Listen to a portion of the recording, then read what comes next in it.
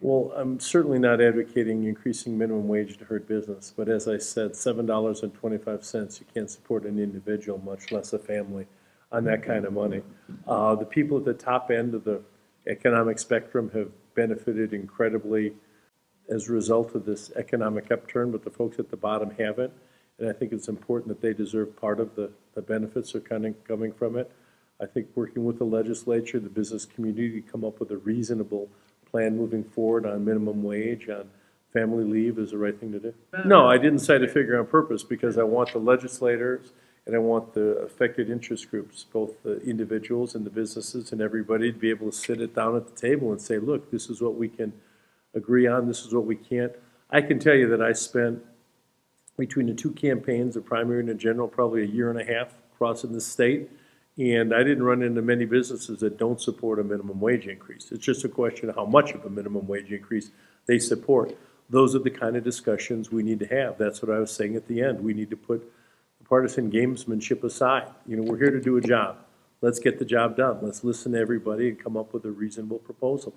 Well, because I think teachers are underpaid, underrespected, and overworked. I mean, they're the ones on the front line, teachers, educators. I think it's important that there's the first state raise that's coming in a decade going to teachers. I mean, as I pointed out, they're going to their own pocket to buy school supplies, pencils, and erasers. I mean, $100 doesn't go very far. $180 doesn't go much further. They spend a lot more money than that. But they do it because they love what they do and they really care and love the kids that they're teaching. And I think it's the least the state can do is contribute on that end, and also to show them that we care about them moving forward, and it helps them at least to kind of keep up with inflation. Okay, well, I don't know who's criticizing that. You're always going to find people that want to criticize every proposal. I think that the programs that we laid out in the state of the state, giving people, our state workers and our educators, a raise that haven't gotten in a decade, increasing mental health coverage, doing more for our education system, both K through 12 and higher education, prison reform, juvenile justice reform, providing Meals on Wheels. Do they want to cut Meals on Wheels? Do they want to cut help for foster families? I mean, that's the kind of thing that we're talking about. If they want to start cutting out of the budget and cut Meals on Wheels or cut mental health care, let them start making those proposals.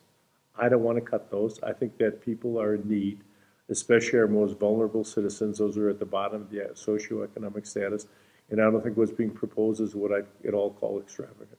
I am extremely proud of the gaming industry and the way it's regulated in the state of Nevada. I don't think anyone can argue that our gaming industry is the most well-run, well-regulated gaming industry in the world.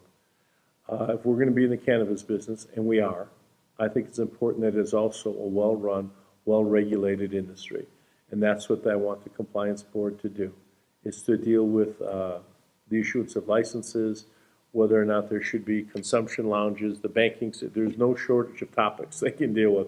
The banking situation, testing, all those sort of things, and advertising. I think the regulations need to be consistent across jurisdictional boundaries.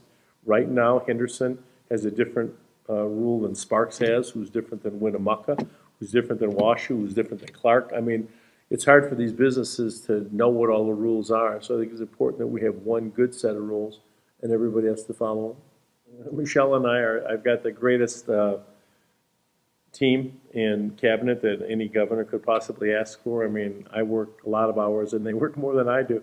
Of course, they're younger than I am, so that's part of the deal. We're continuing to interview and fill positions. We've got a lot ahead of us. Legislation is going to be up here in, 2.5 weeks? So we're getting ready for that and looking forward to it.